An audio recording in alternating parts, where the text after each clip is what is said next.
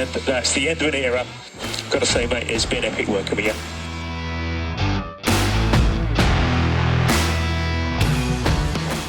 From the bottom of my heart, all the best. Yeah, I love you guys. I really, really do.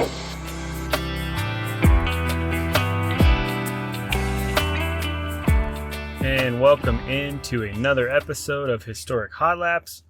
Pretty excited about this one. We've got a special guest coming up on this one here. Last episode of the 2024, basically season, if you will. But we're going to have some good guests. A lot of stuff to talk about. We're going to do a Formula One recap. There won't be any history on this episode, but that's all right because pretty excited about what we've got in store. So let's start out with some race recaps and then jump to our guest. So looking at the Snowball Derby weekend, Snowflake 100, Pensacola, you got Saturday night race. Snowball Derby qualifying is always fun. It's kind of a bump format. There's a lot of cars there, but only 26 make the show.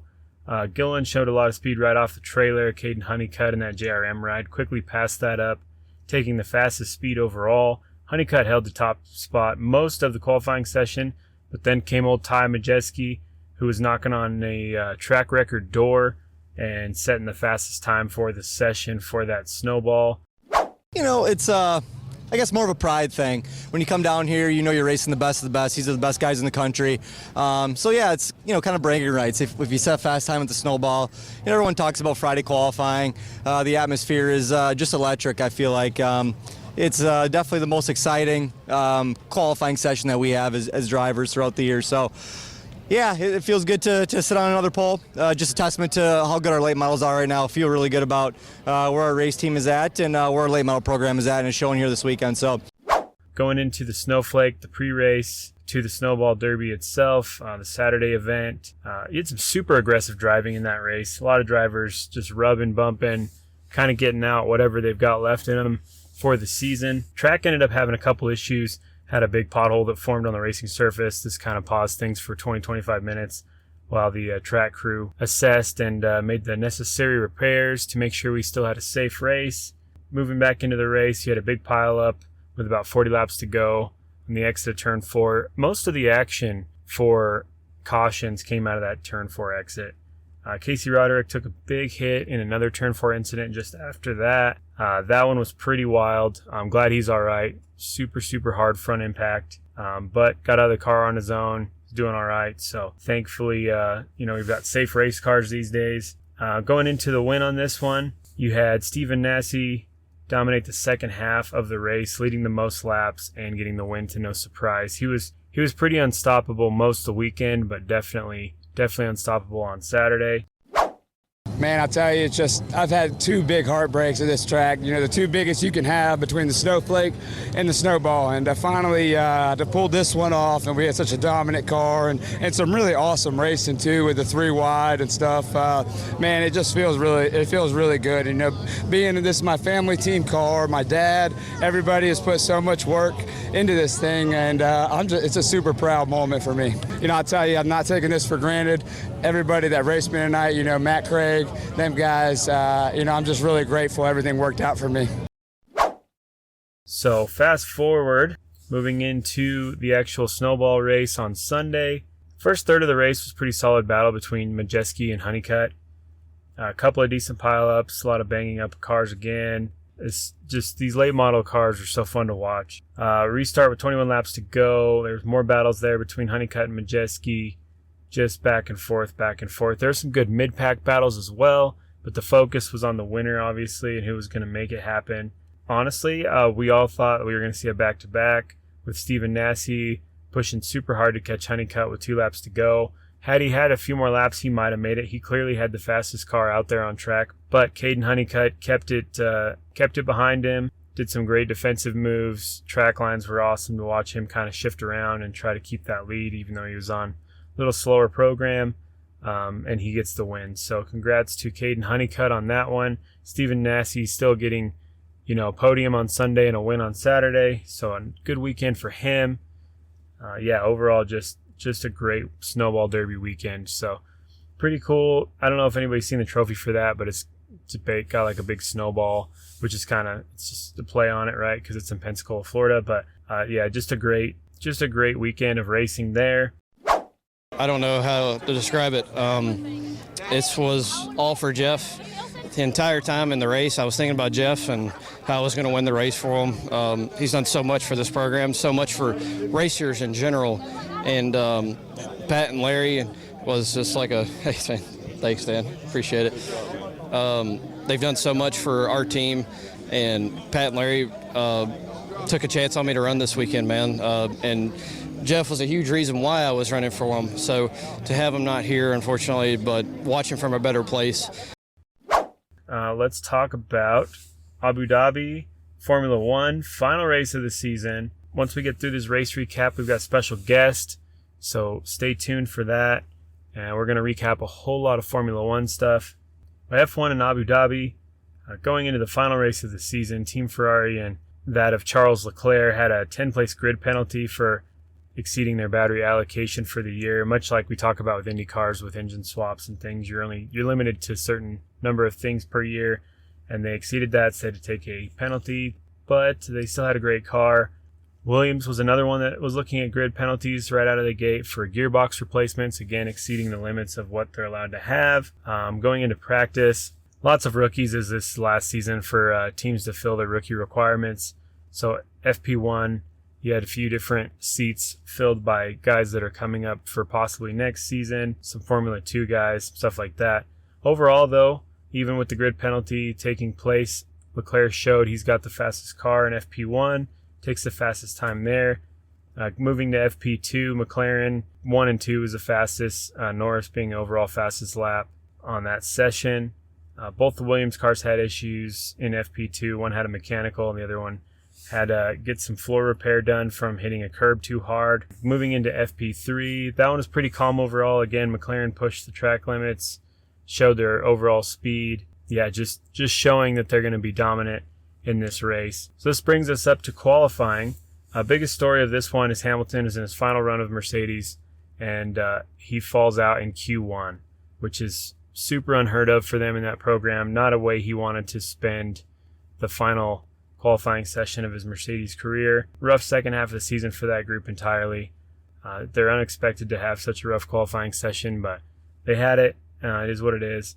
Lando Norris ends up being the fastest, as we kind of thought after watching those practices and how his second half of the season has been going. He gets the pole position, followed by Piastri locking out the front row for McLaren. So going into this after qualifying, you kind of figured it was going to be the McLaren show, right? So moving into the race, turn 1, lap 1, Piastri and Verstappen get into it. Yuki gets twisted up, spins. Perez spins, contact with Bottas. Man, it's just a lot in that first lap. It was rough. And obviously, Verstappen being the previous winner several times at this track, you would expect him to get a good jump and take the lead. And that's exactly what he was trying to do, but got tangled up there. Both Verstappen and Bottas get 10-second penalties for the contacts in their own events, which really struggles to start the race there. So kind of destroys the chance of them getting anything done. I just want to throw a little side note. This new broadcast thing they're doing where they show the in-car on the left-hand side of the screen, which is like an in-car, but it's super picture-in-picture and small and rough. It's a bit confusing to me why you would do that. They were tracking Hamilton a lot with that during the race, and I guess if you're watching on some sort of projector, some giant TV setup, maybe it'd be a little bit better, but it was a little rough, a little interesting. If anybody's watching like on a computer, mobile phone, anything like that, I'm sure it was super horrible.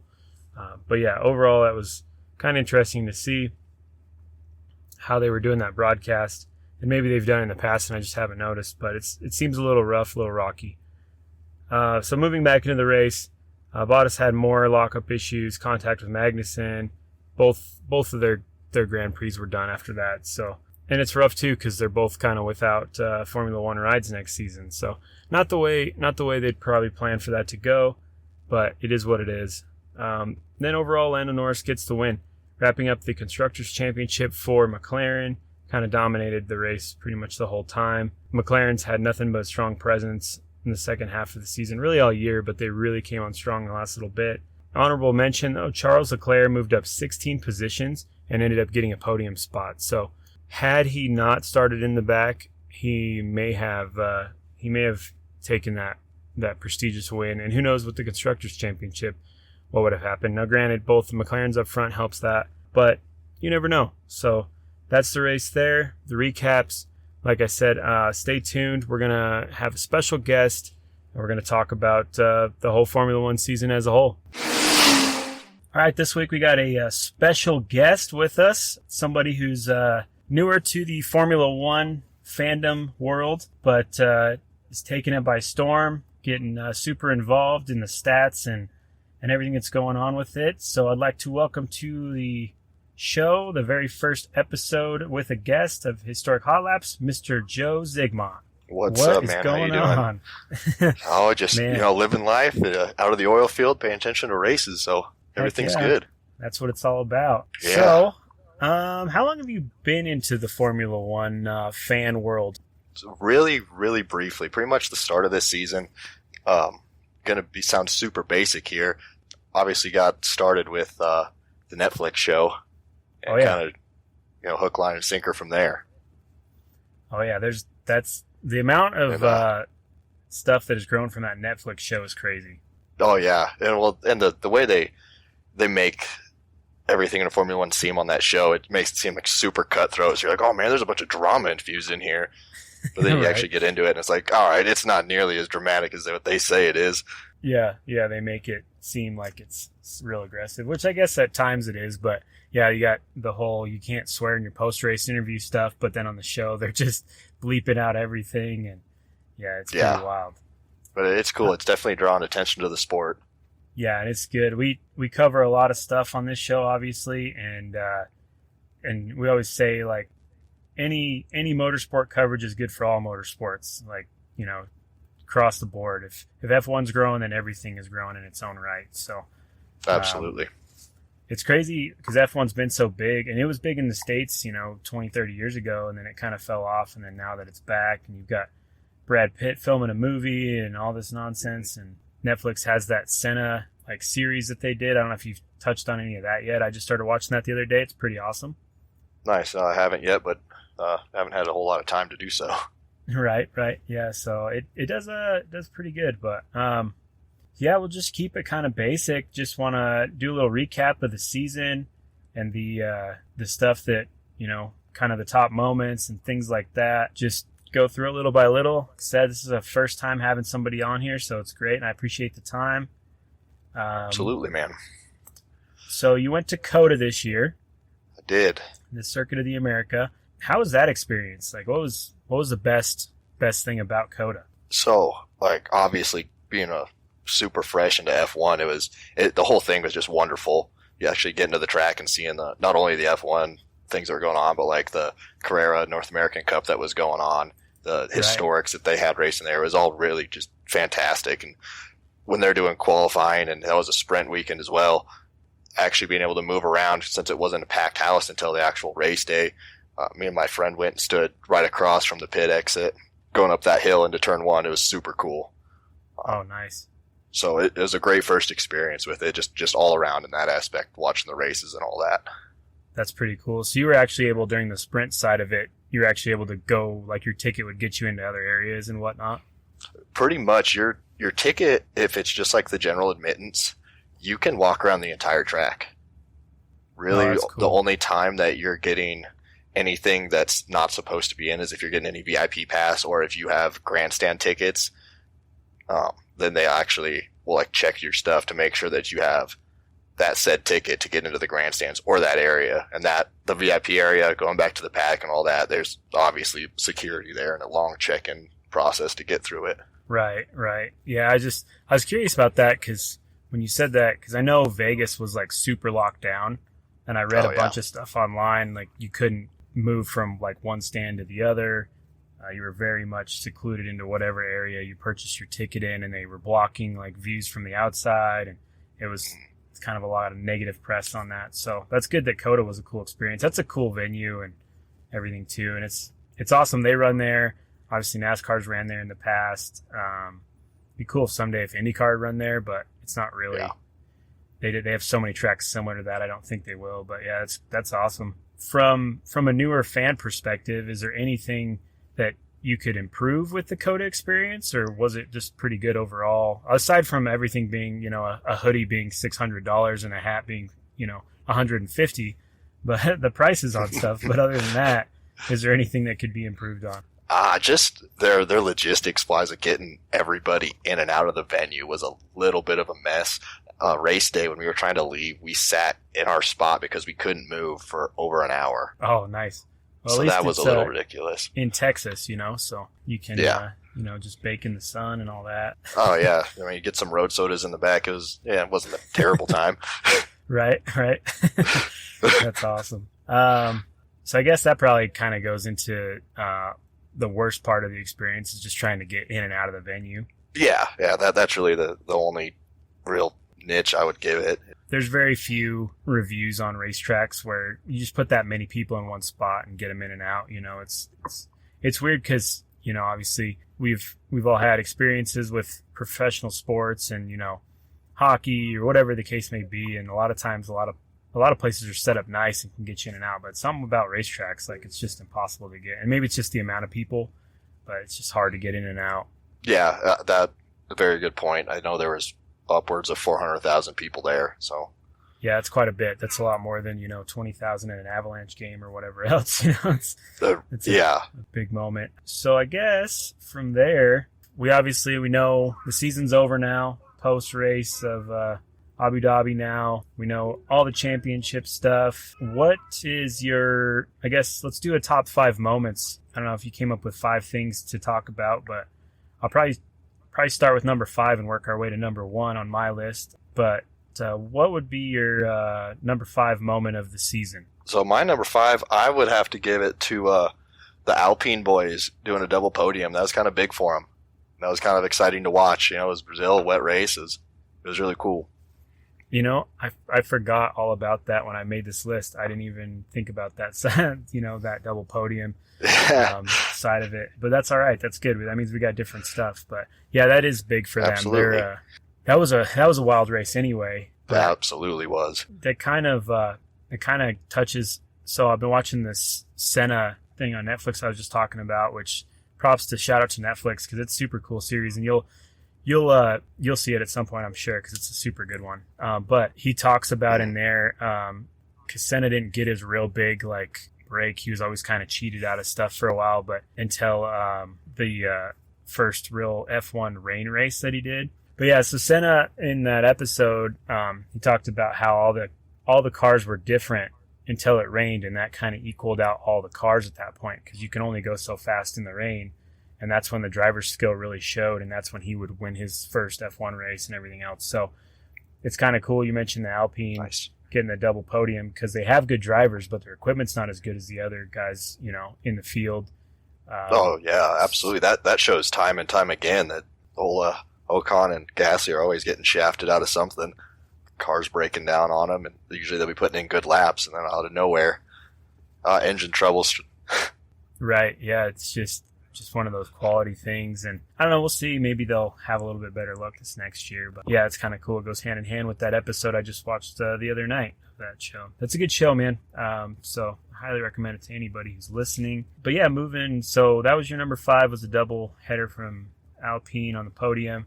My number 5 was the announcement that Max Verstappen has made a offspring, and there's going to be another generation of race car driver, I'm sure, male or female, doesn't matter. It's going to probably be amazing behind the wheel. You're right. Another just driving mutant into the world. Yeah. So pretty simple, number 5 for me, but that is pretty awesome. And with that, his whole year, right? Sealing up the 4th consecutive championship, and then having a baby on top of that announcement. So pretty awesome. So that takes us to number 4.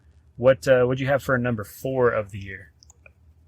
I had Sainz getting his win in Melbourne after his appendix was removed.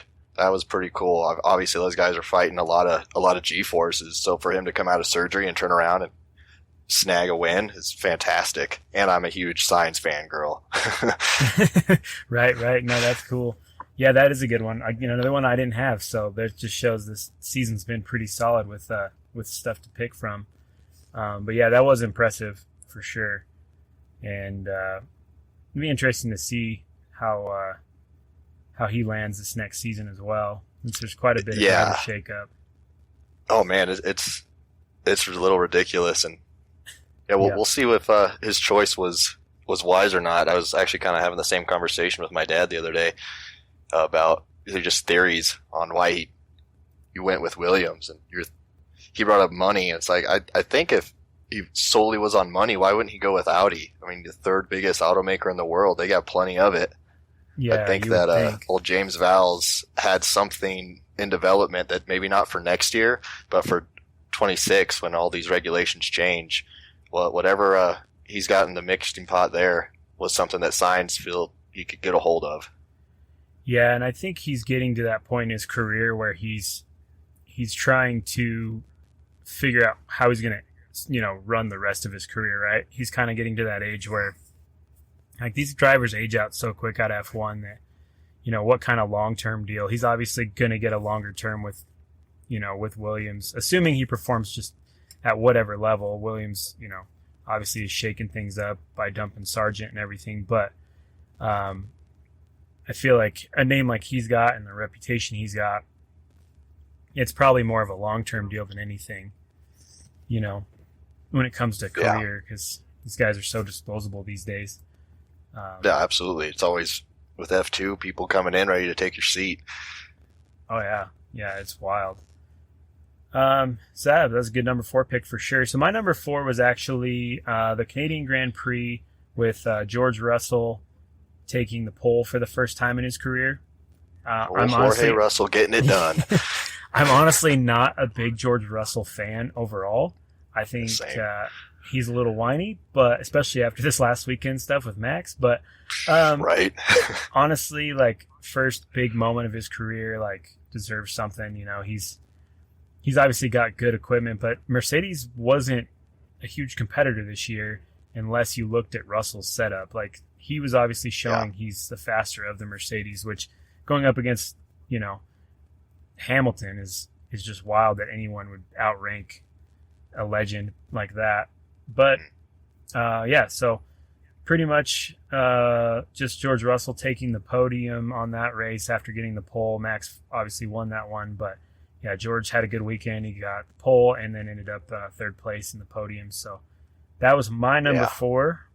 So let's talk top 3 now. What was your number 3? Top 3. All right. I had the race in Austria when Lando and Max collided. That kind of set the bar that it was kind of getting real between them. There's actually going to be a push for the Drivers' Championship a little bit rather than Verstappen just running away with it. And I think talking about old Jorge Russell taking wins. I think he won that one. I think he did. Yeah. Yeah, that's a good one. Yeah, another one that I didn't have, which is awesome. I feel like as we go through these, yours are more straight championship / statistic based events, and I'm playing the emotional card, like the first pole, and then now moving on to my number 3 was Monaco with Charles Leclerc getting the win for Ferrari in front of the That was my crowd. number 2. Oh, was it? Oh man, yeah. Okay, well, that's all right. We're on the same page. I thought that was super awesome. You just saw that sea of red. Yeah. In the and there's something, obviously Formula One and Ferrari are hand in hand, so it was super cool to see that. But yeah, that was my number 3. And they're talking about the emotion too. Like, his reaction to that was pulls your heartstrings a little bit, especially when he starts talking about his dad and he's from there. It's like, oh man, it's getting to me. yeah, exactly. And these guys, they grow up in this lifestyle and stuff, but those are the moments it takes. Like, you and I probably pull some heartstrings over some real simple shit, and these guys are like, all right, I'm going to win Monaco, and that's the first time I'm going to cry in front of anybody. Like that. Yeah. It's wild, the level of stuff they go through and emotions and all that. So, well, absolutely. So I took your number 2 on that one. So we'll just skip, and I'll go to my number 2, which was Brazil, with Verstappen's performance going from 17th to get the win in the rain. I had that as the number one, is Verstappen's dominance in the rain. Dude, look at that. See, we were crossing paths a little bit here on that. But yeah, little on the top end, yeah. Yeah, him getting that win was awesome. Honestly, might be considered one of the best drives of the generation. I mean, that, or, you get Stroll getting beached. That was pretty awesome, too. Formation lap. Right. Killing it. Yeah, and the formation was wild. But that's a driver who's, somehow he has a license to race there, but he is definitely daddy's money, through and through. He's, they all are to a point, but he doesn't have the skill to back it up, as we all can see. Well, I don't want to take more thunder, so let's go. What's your number one? That was it. That was your number Brazil. one. That's right. Yeah. That's right. Yeah, sorry. So I took your 2 and your 1. Okay, well, fair enough. This is what happens when we just try to throw stuff together. Hey, it works, man. Absolutely. So Trial my number one was a huge heartstrings one, and that was Hamilton getting the British Grand Prix. Oh, yeah. At Silverstone, his home track, he hadn't won for 2.5 years, basically, at that point. He had a rough time. Obviously, we talked about they're not the strongest car this year. So I feel like that one was probably, to me, it felt more emotional than the Charles Leclerc one, but I guess it could kind of be a toss-up, honestly. But for sure. Yeah, that was my number one, which, Silverstone, that's the pinnacle of Formula One, right? Like, that's... Yeah. That's... Well, how many teams are based out of there? I think every one of them has some sort of setup there. Okay. And now, now, I don't know if you saw the news, Cadillac's coming over. Yep. That's been a whole thing we've been working on for a while from the IndyCar side with Andretti and everything. And then the backstory there, if you don't know, that Michael Andretti kind of bailed out of Andretti Global. They had all that stuff going with Liberty Media Group about not being able to join and how it was kind of a monopoly and this and that. And they went back and forth in Congress, and it was a whole bunch of drama we've covered kind of all year on the podcast. But Michael Andretti bailed out. That kind of gave GM a bigger stronghold in the deal, and then they ended up getting that done. So that'll be interesting to see, because the front runner on there is actually, for the driver, is actually a current Andretti Global driver in IndyCar with Colton Herta. So, but they have already announced that we really sidebarred, but to backtrack to the to over in the Silverstone area there at the British Grand Prix, they're already setting up a facility there for when they join in 2026. So they're going to be a U.S. team, but they're going to have offices there. Obviously, Haas is based out of there for the F1 side. Red Bull, Mercedes. I think everybody's. I'm pretty sure everybody. I don't know anybody who doesn't. Maybe Ferrari doesn't, because they're not a long ways away. But I don't know. That's a logistics thing. I definitely don't have the answer. But more than half the teams definitely are based out of there. But just seeing Hamilton, get it again. The only thing that was probably more emotional than that was his final lap with Mercedes this last weekend. So. Oh yeah, that was a big one. But they did him right, let him go up with the guys on podium and let him have his moment obviously he's arguably the best driver F1's ever seen. So when it comes to stats, for sure, I do think. I talk about this in IndyCar a lot too, and it's changed a lot, right? Like, they're a lot more spec now than they used to be. The rule books get bigger every year. But Hamilton's definitely the best of this generation as of now. Verstappen's 23 years old. He could still go a long ways. He's got a long ways to go. He's pretty young. Yeah, I think because he got his super license and did his first Grand Prix when he was 17.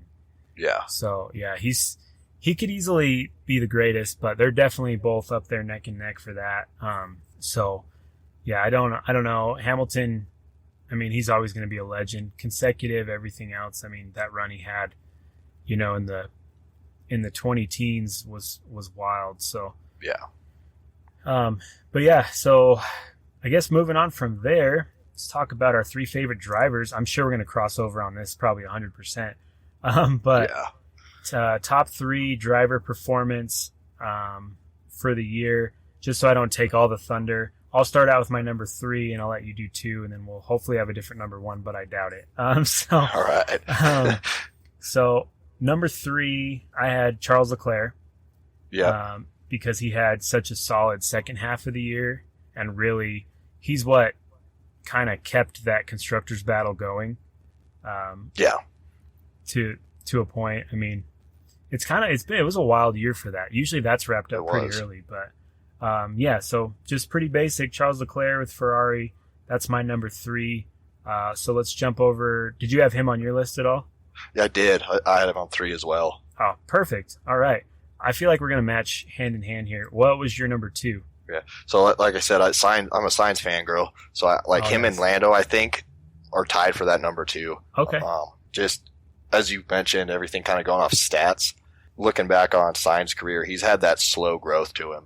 And as far as you were saying again, keeping that constructors championship at a close range requires good consistency through both drivers. I think Sainz was obviously kept up with that along with Leclerc. And then Norris, of course, came out of nowhere and actually pushed for a drivers championship.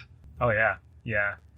We're pretty close there. I had Norris solely as, but yeah, both those McLaren cars for sure. Really strong for both of them. I just thought Norris, he obviously had the wins, and he was kind of given that sprint win, which he gave back, which was cool.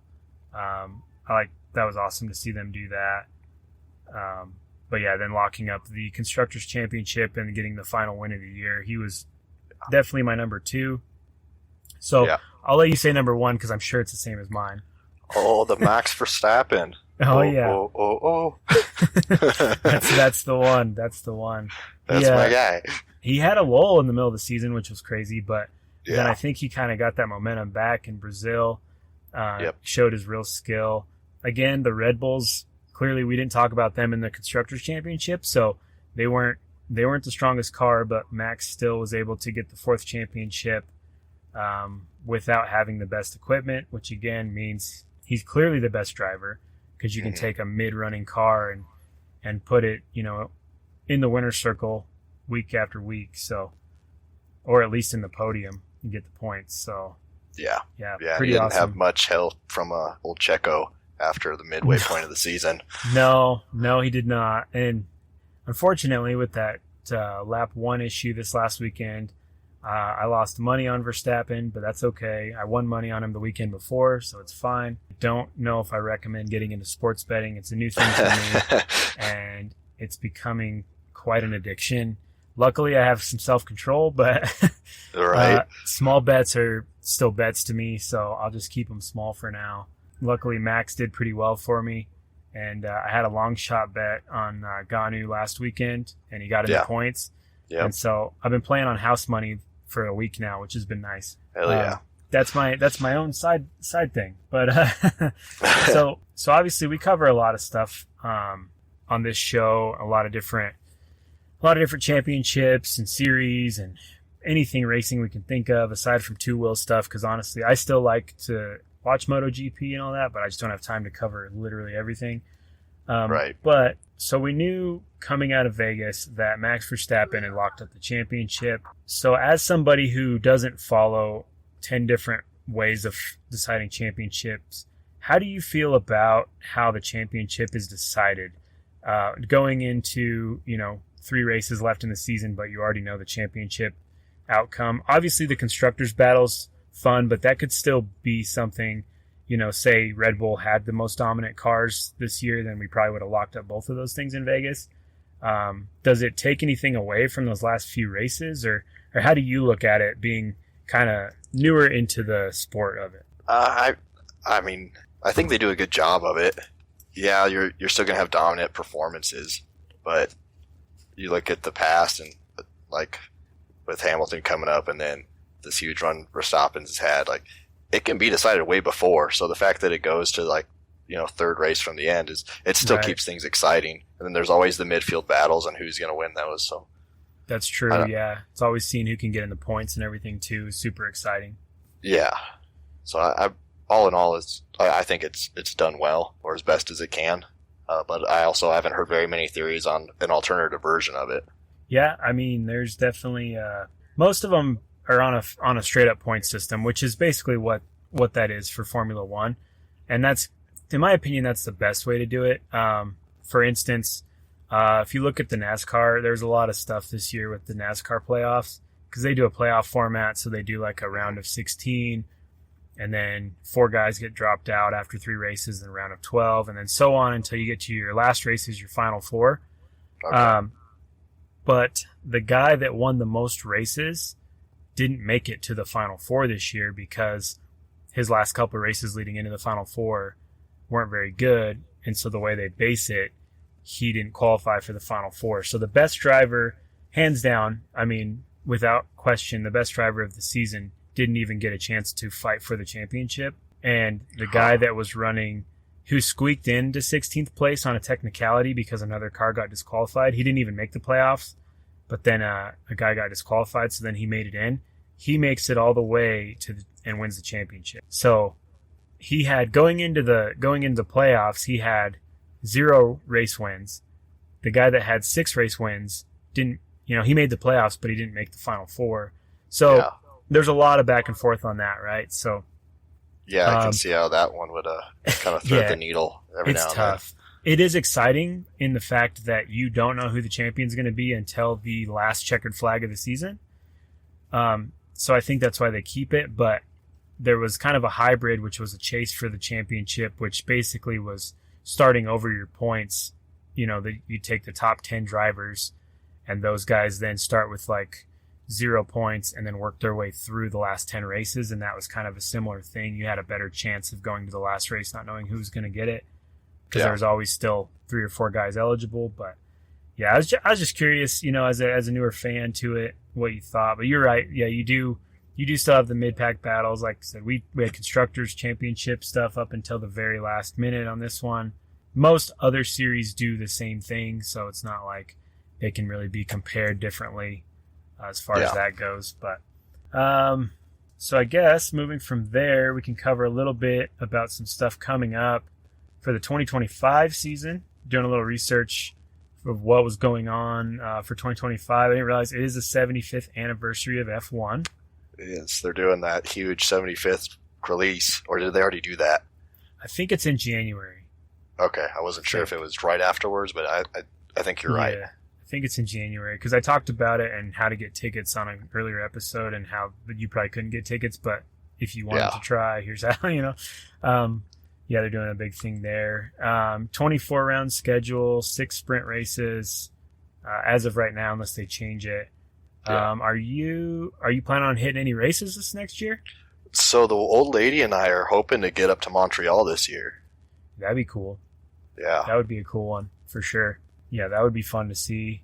Yeah, it's not a race that's talked about as much as others. There's so much hype around Vegas, and then obviously before that you had Miami and Coda. Coda's kind of the F1 original at this point for the U.S. because and now Miami's like a full year-round track, which is crazy. But sport's growing, so yeah, that'd be awesome to go up to Montreal. When is that race? I haven't even looked at the schedule that deep. I want to say it's mid-June. Okay, so probably not a terrible time up there. I don't know. No, it shouldn't be. Probably decent weather and whatnot. Well, yeah, that'd be cool. Better than hitting like Miami or Texas in the middle of summer.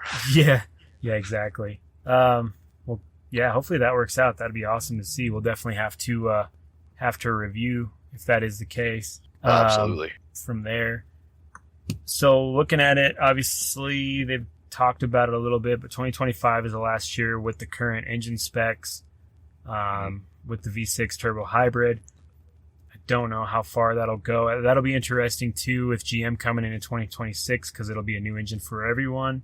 I don't know if you've seen, but Ferrari's going to supply GM's engines at first. Which saw that. It's pretty wild, but it makes sense because it's going to take them time to get everything in motion with that. Yeah, and isn't Alpine going to a Ferrari engine as well since Renault pulled their program? I believe so. I think so. And that would leave, is it Sauber that's running Mercedes second-hand engines? Or I can't remember. I think so. Yeah, I think so. Yeah, I think they're going to Ferrari, which makes sense. And I mean, obviously Ferrari did really well this year, so it's not a bad choice. Yeah. They're also, 2025 season will be the last year of the DRS. Supposedly they're going to run a push to pass system, which would be awesome because that's what IndyCar runs. And it's it's a super cool deal, time release horsepower type thing. Basically just trims your fuel curve, gives you so much more horsepower. Indy cars used to run up into like the 80 horsepower mark. Now it's down to 40 or 60 or something. It's not quite as exciting, but depending on what they do with that, that would be awesome. I mean, DRS is cool. It looks cool on TV too when you see them come in and out of DRS and you see the wings change and everything else. But push to pass can be awesome because you can deploy it mid corner too, right? Oh, so it's any time the driver feels necessary, activates it, huh? If they stick to kind of how IndyCar does it, yeah. So you can't use it on a restart. You have to be like 1 or 2 corners past a restart so that you can actually get like up to speed. You can't use it to like jump the restart. You have to you deploy it for. It used to be every time they'd push it, it just ran for 5 seconds no matter what. Now it's it's technology's changed, so it's on the fly. So they could push it for 1 second just to get a bump out of a curve or whatever. So I don't know. It'll be interesting to see because Formula One is so vast in the technology of it. It'll be interesting to see how that all goes. Right, and two, if they're supposed to be developing their own bio-waste derived fuel, like how's that going to play into their engine performance? That's going to be interesting unless they do some sort of thing. Well, so we've been running like hard ethanol fuels in NASCAR, V8s and stuff. Like if they can do something similar, I mean, you can still get the horsepower out of it. So it'll be interesting for sure. They don't develop their own fuel now, do they? I don't think so. I think they just run super high octane. I could be 100% wrong. This is an amateur podcast, so people don't take that for the Lord's word. But yeah, it's I'm pretty sure that they just run because like Petronas and all those sponsors are all in the fuel game. So I think that whatever spec they have, and like IndyCar has recently gone to Shell renewable fuel, so it's similar. It's got a high ethanol content and stuff, so makes sense. That's the way of the world. They're trying to limit the combustion side of things and the footprint, the carbon footprint of everything in racing. So, which is wild when you think about the logistics of how to get all these cars set up in different countries every weekend and what that takes. But if they save a little bit of fuel here and there, whatever, I guess. So driver changes, the biggest one, Lewis Hamilton going to Ferrari. Did you see his little wardrobe change thing he did through the weekend? No, I saw like I couldn't tell if they were just like people editing photos or AI generated stuff. So there's a couple people doing memes, just like he's sitting there like, oh, I'm crying, and then just instant red. How does it look? Yeah, so it was kind of wild. So his intro to the track every day, like when they, record him walking in and stuff. So I think it was the first day he was in all white, which obviously that goes with Mercedes and stuff, right? And then the second day he was in all white, but he had like a red like button-up shirt over the white. And then he showed up in like full red right before the race. Like, so he just did this like weird fashion transition thing, which was kind of wild. Well, he's always kind of been a diva in that sense in the fashion world, hasn't he? Yeah, he's got his whole line with like Tommy Hilfiger and stuff, and then he's at like the New York fashion shows every year and all that. But yeah, going to that, Lewis Hamilton at Ferrari. Obviously, Ferrari was super dominant, so I feel like that's going to be a good thing. The way he's going to be teamed up, him and Leclerc will be pretty wild to see. Yeah, it's going to be all eyes on Ferrari next season. The interesting thing replacing him will be Antonelli. And old Kimmy. Yeah, that's going to be interesting. I thought Russell would be worse than it has ended up, so maybe it'll still be all right, and they'll be, still in the top 3 of the teams. But it seemed like old Toto is fully vested in Antonelli when he was doing those trial laps and ended up crashing the car. The old Bond villain's like, oh no, Kimmy, it's all good. It's all good. Yeah, dude, he is a Bond villain too. That's so great. Yeah, you're not wrong there. Yeah, they've definitely been working on him for a while. Did he won an F2 championship, right? Or am I thinking of somebody else? Off the top of my head, I can't say one way or the other. Yeah, I can't remember. But either way, he's obviously good, or they wouldn't be putting the time and money into him. But yeah, it'll be real interesting to see. for that side for Mercedes.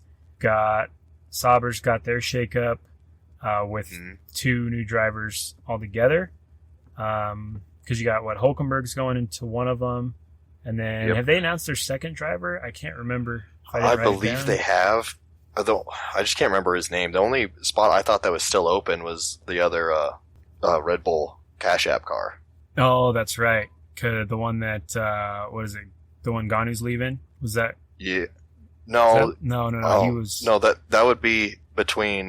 Right now they have Lawson and Yuki. Oh, that's right. And then I think they're keeping Lawson, right? They signed Yuki. I'm pretty sure. I'd have to double check. But today in trials, Yuki was driving Red Bull. Right. That's right. Yeah, because they had that final session or whatever before they left Abu Dhabi. Yeah, I guess I should have done some more homework on that. But either way, a shakeup at Sauber, which will be interesting. Yeah. I mean, it's kind of a mid-pack team anyway, but definitely a good ladder for somebody else to come in. We talked about it earlier, but Sainz going to Williams. You can have some Williams gear now with Sainz. Probably. Got to rep the double fives. Pissed off for the season. Just be mad every time the car's in the gravel and whatever else. My cousin, who I hopefully will get on this podcast at some point, he's always rocking some random Williams stuff. He's through and through, so I give him props for that. Anybody, it's kind of like somebody wearing something, a sports team that's not very good or whatever, they're real fans if they're wearing Williams gear because they were good 30 right, years ago. like you guys, you boys are loyal. Give me that. Yeah, instead of seeing somebody in a Red Bull Verstappen hat or something. Who else we got? We got Ocon leaving Alpine, going to Haas. I feel like that's kind of just a lateral move, honestly. Yeah. It might even be worse. I don't know. We'll see. Haas, I don't know. You probably don't follow a whole lot of the NASCAR stuff, but Haas's footprint in NASCAR has changed quite a bit. So I'm wondering if that'll change their focus in Formula One because they downsized from 3 cars to 1, minor league car, basically, or 1 full-time entry and then 2 minor league entries, and they had 3 and 3 or something like that. But they downsized to 1 car versus 3 programs in NASCAR. So I'm wondering if that extra attention will go into the Formula One side. I'm guessing it will. Right. Haas has more money than anybody, so interesting to see. I mean, I feel like they had a pretty good year with Hulkenberg, Magnussen. Yeah. And their new race principal. He did pretty good for his maiden year. Yeah, I think that was the huge difference, right? Getting rid of old Gunter. Yeah, man, I love Gunter. Gunter's the reason that Drive to Survive did so well on Netflix. Like season 1 and season 2 or whatever it was. Season 1 for sure, but season 2 I think was real heavy Gunter. But yeah, he's the reason that show did so well. Yeah, he's a character and he's super enjoyable to watch. Oh yeah, just wild. So that leaves drivers without seats. Obviously, Ricciardo's been out. Yeah. No idea what he's going to do. He's been talked about as he might move over to the GM test program for 2025 and then be their veteran driver for 2026 because they want a veteran and they want a rookie. Obviously, the rookie driver, if they did Colton Herta, Daniel Ricciardo is friends with a lot of those guys, so that would be awesome if they did that. But that's the same rumor I heard. We got Magnussen. What was Magnussen doing? He had something. Going to a BMW. That's right. He's doing the BMW, and he just signed off that he was going to be at the 24 Hours Daytona, I believe, too, doing the BMW stuff. Valtteri is going... I think he's unknown still, isn't he? I believe so. I haven't heard anything, which I'm kind of surprised at. Yeah, he's going to end up in a sports car somewhere, probably, if nothing else. Yeah. But there's so many... Just the reign he had with Hamilton at Mercedes, like he's a good driver just based off that. He's got merit. Yeah, and he got the shaft a few times on team orders, right? Like he lost out on team orders to Hamilton a few different times. So yeah, he definitely could do some stuff there if given the opportunity. And then who else do we got that doesn't have a ride? Old Zoe. Yep, Zoe, that's right. That'll be, gosh, I don't know I wonder if he'll just end up as a test driver or something. Yeah, I don't know. That one's going to be weird. But yeah, just like every other series out there, you got these good drivers that are getting kind of wore out in a way, and it's survival of the fittest and who can bring the most money to the table. So yeah, that's the thing, is that you have to look at it from the investment side too, on what these drivers are bringing with them as far as sponsorship. Right. There's still 2 open seats in IndyCar, there was a rumor that Valtteri was offered one of those, but he turned it down. I don't know if that'll be, maybe he'll recant on that or not, but that'd be a cheap program for him to get into. He could definitely pull the sponsorship for that, because you need about a tenth of the money to run a full season in IndyCar versus running in the back of the pack in Formula One. Yeah. So maybe he'll take that. That'd be cool to see, but I don't know. We'll see. A lot of the crossovers, a lot of the F1 guys don't like to come to IndyCar because it's a lot more raw, more hands-on, less technical stuff, like less car adjustments. It's all manual steering and everything else. So it's a lot more physical on those guys. So a lot of the older drivers don't want anything to do with it. The guys that have come over, though, the Rosenquists and those types, they do amazing. They do really well. So it's just getting them to do it. So I guess we'll see what happens. They're going to do let's talk technical changes for a second. They're going to do some changing on end plates for front wings. The floor design is going to change. Putting in that element on the edge of the floor. Or barge board, whatever people are calling it. Yep. Yeah, they're changing quite a bit there. And then I saw something about they're going to change how the wheel fins airflow as well. Yeah. It's going to be interesting. With that and with the nose fins as well, as apparently when they have a supposed X mode and a Z mode or Z mode for either your straights or your corners. If you're dealing with high downforce, you're just trying to gain as much speed as you can. And those nose vents are supposed to be just like the rear wing and adjust when you go into whichever mode. Huh. I didn't read that part of it. I saw they were doing some stuff with the wings, but that's fascinating. That'd be, man, the technology side of this is so wild. Yeah, it absolutely is. And then also seeing how teams will tweak the rules, see what they can get away with. Oh yeah, that's going to be the biggest thing, right? They're gonna mess around with that a lot. You guarantee it. There's going to be a lot of cars that are qualified and then disqualified, so it'll be interesting. And the FIA is crazy anyway, so it's hard to say. Yeah. Do you see how pissed off people are over the new principle over the last few races? Oh yeah. Yeah, that's been a whole fun thing to watch. Yeah, it's been crazy, man. Once that was a wild deal with switching that out with 2 or 3 races left. I guess it was post Vegas that happened, right? So that was interesting to say the least. Yeah, because you get all the debacle of them hitting that mirror, and Hamilton and Sainz both had punctures the same lap. Yep. Yeah. Yeah, that was rough on the overall showcase of the race itself. But what else are they changing? So they're changing some rules. They're going to get rid of the extra point for the fastest lap, which is kind of interesting. I don't know why you would get rid of that overall. Right. It'd be interesting to hear their theory on it. Unless I honestly, that's one of those things I haven't followed enough of to know who's averaging. I'd have to pull up like the season stat sheet. Maybe I know Norris got quite a few of them. Maybe it's just maybe they think it'll help the championship race a little by not giving all these extra points.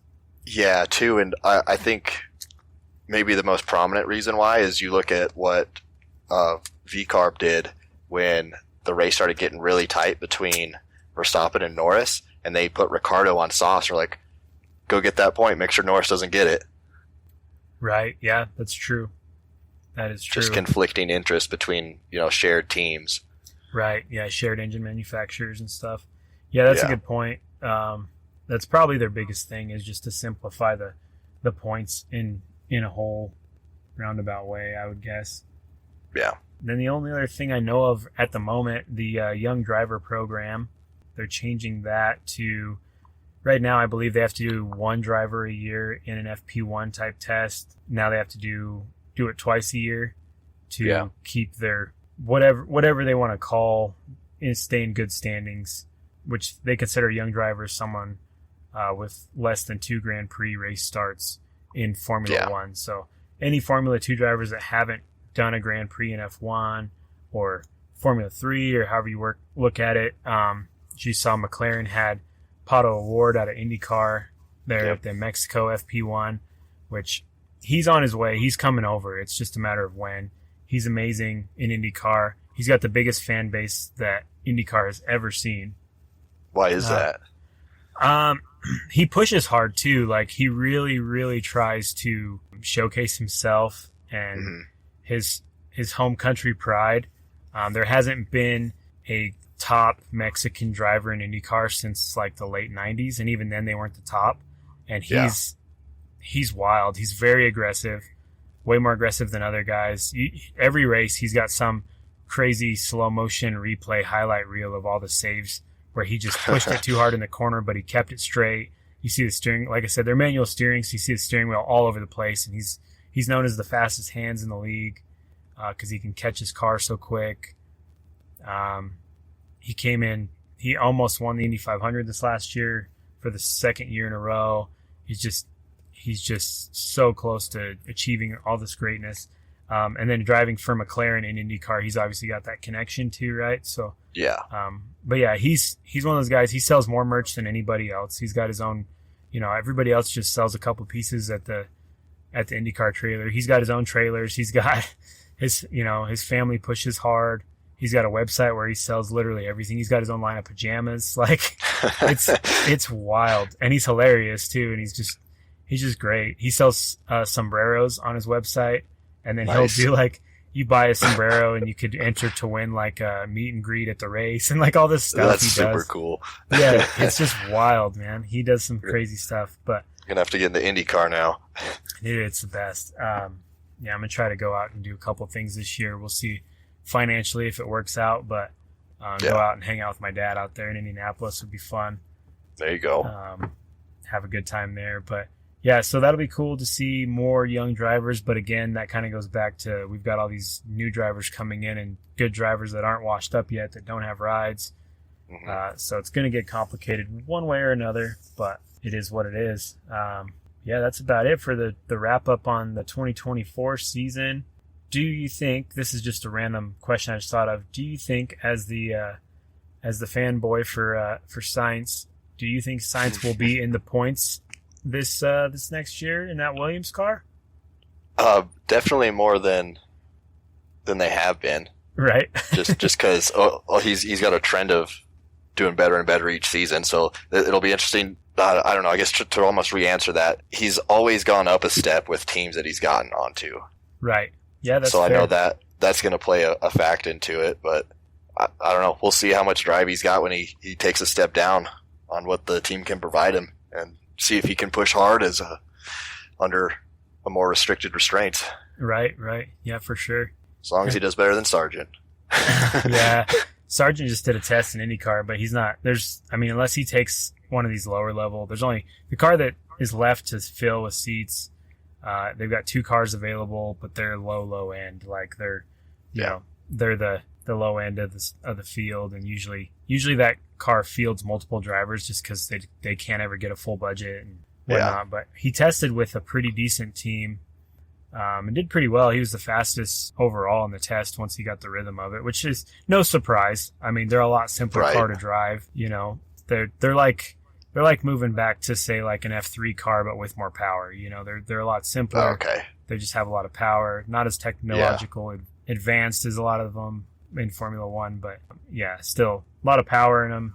They do run a hybrid unit now too, so there's like a weird hybrid deployment thing, which probably worked well for him coming from like the DRS world and everything else. So but he did pretty well. But yeah, hopefully it'd be cool to see Williams do something strong for sure. Yeah, to get some of their old style back, get some podiums, or at least some points. Something, keep people happy and keep the name alive, even though it's not really Williams anymore and they're still running the name, but still keep that name going. I think they have been doing a little bit better since James Vowles got involved with them. For sure, yeah. there's been quite an improvement. So, Yeah. and maybe, like you said, maybe that's why science went there. Long term, maybe there's a plan there. So nice, man. Well, I won't take up any more of your time. We covered a lot of stuff. Yeah, we and definitely did. I appreciate the out of it. Absolutely, man. Anytime you need some random dude to sit in with you, I'm your guy. some guy you could talk about, Total Wolf being a Bond villain, and Yeah. and Yeah, everything just throw else. some zingers out there. Heck yeah, man. Yeah, we'll definitely do something, especially, if you're hitting a Montreal or whatever, we'll definitely recap the experience, a little closer. Obviously we covered Coda this time, but it's way after the fact. But, this is an amateur deal. This isn't what we do for a living. We're both busy, both, got a lot going on in life, but, I appreciate the heck out of the time. You're always welcome. And we're going to thanks for the invite. For sure, man. We're going to start working on some swag. So once I get that figured out, I'll definitely get something delivered to you. Yeah, let me know. I'll rep it in the gym. Heck yeah, while you're carrying all the weight, Yeah, all of it. Got to get all that weight picked up. It's all laying all over the place. Nice, man. Cool. Well, you take it easy. I do appreciate it. And I'm excited to have a guest on the old historic hot laps. Yeah, setting milestones for you, buddy. Awesome, man. Well, you take it easy, and I appreciate it. You do the same, man. Thanks again for having me on. Absolutely. Thank you.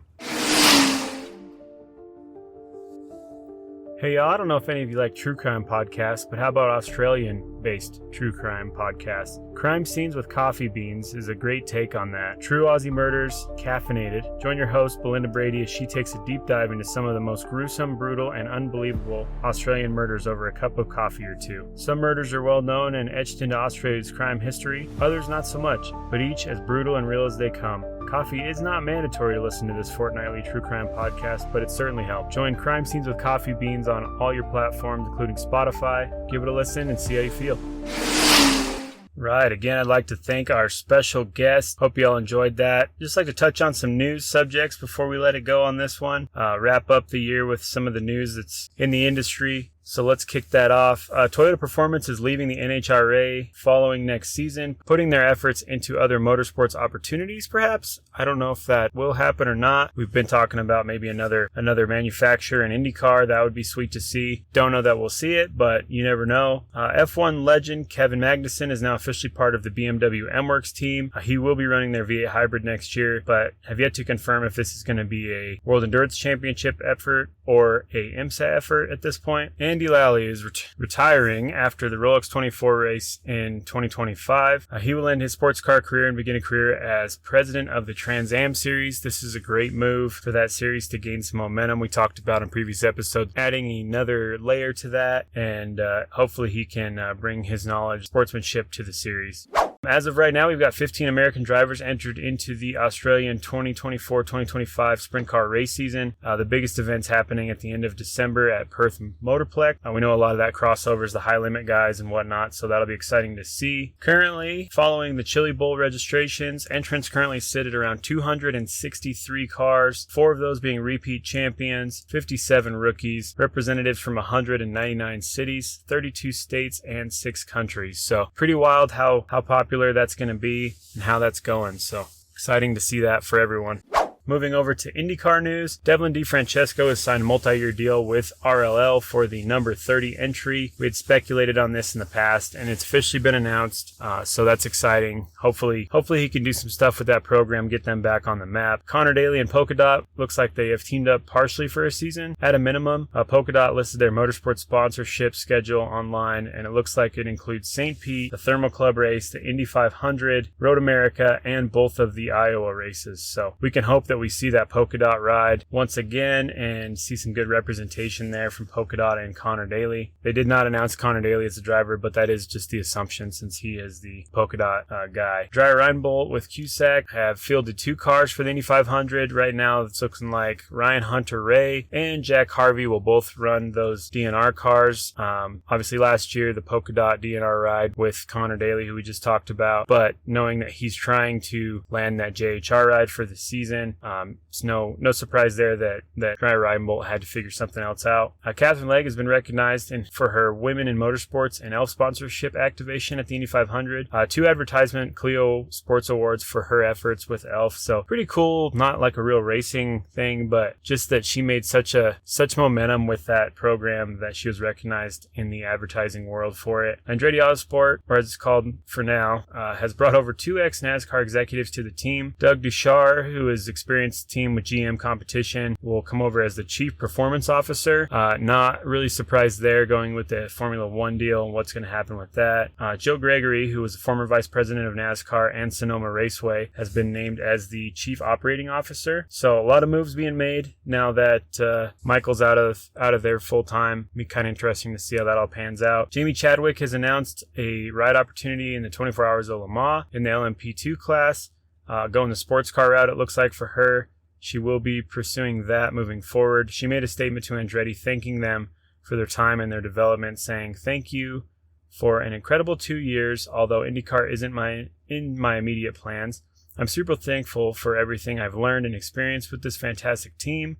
I'm excited to keep pushing myself and look forward to the new adventures ahead." So congrats to her on that. She's a great driver. Sports cars will suit her pretty well, I imagine. So we'll just track her progress as season begins next year. It does sound like Honda staying with IndyCar could very well be a thing. Sounds like negotiations have been pretty good overall between the two, IndyCar and Honda. So that's awesome. We can be thankful for that and hopefully see Honda for much longer in the IndyCar series, and another manufacturer as well would be nice. We know there's talk of new cars and everything else, new chassis. So keeping Honda there seems very necessary, and that's going to be a good thing if it goes through. Moving over to Formula One. More Cadillac Who's Who drivers for 2026. So here's our current options for drivers for Cadillac F1 team. Colton Herta needs one more FP1 and a top 5 there to seal a super license or place 3rd or better in the IndyCar points overall this season. He would be their top pick for an American driver. Obviously, Pato or Palou both IndyCar guys that have exit clauses in their contracts for F1. I don't see Pato going with GM unless Zach Brown is involved. I mean, obviously they have their GM crossover. That's the engines they run in IndyCar, but he's going to be the strongest one on that McLaren IndyCar team, so the offer would have to be pretty solid for that to go through, being that Zach Brown is so involved in the Formula One side of McLaren as well. Pato being in the GM network kind of gives him Palou's in the Honda network, so that gives him a little bit of the advantage. But either way, Colton Herta, I believe, is the main American pick for that. Jack Crawford, who's the F2 driver from the United States, is also being looked at. We've learned that Graham Loudon has been named as team principal for Formula One Cadillac. Well, he's the former CEO of Manor F1 and a few other organizations, so good to see that. Rumor has it that George Russell is being bullied by Max Verstappen after they left the steward's office over qualifying issues. I shouldn't laugh at that, but the way these F1 guys treat each other is just kind of it's hilarious. Supposedly Max told Russell he would put his head through a wall.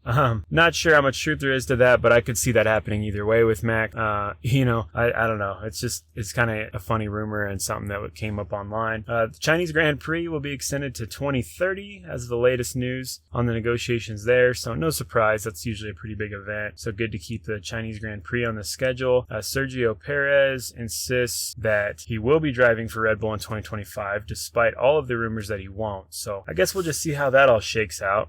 But I imagine we won't see him in a full season in 2025 if that is the case, but he insists that he's staying. So moving over to a couple NASCAR news topic, Brendan Butterbean Queen will be running a full season in ARCA next season with Pinnacle Racing Group. Probably best overall consistent cars in the ARCA garages for him. Knowing how well Butterbean threw his late model around in the Cars Tour, this will be set for some real strong performance in this combination. Butterbean's an amazing driver. I think you'll see he'll just start knocking off things like ARCA, Truck Series, and whatnot.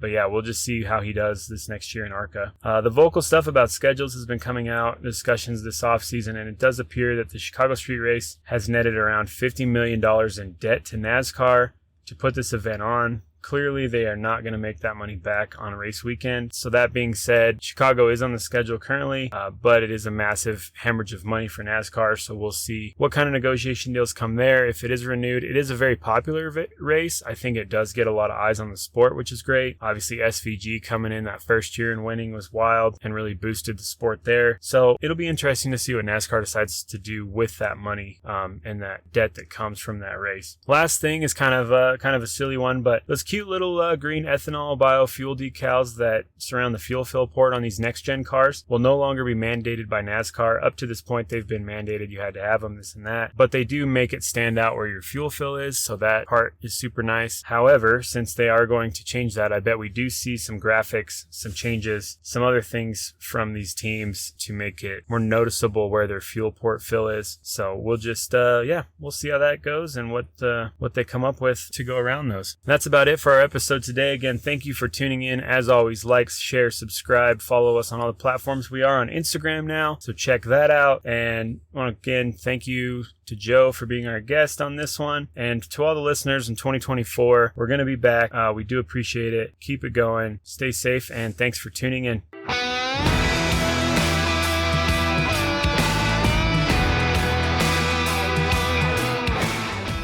Thank you for sharing your time with us.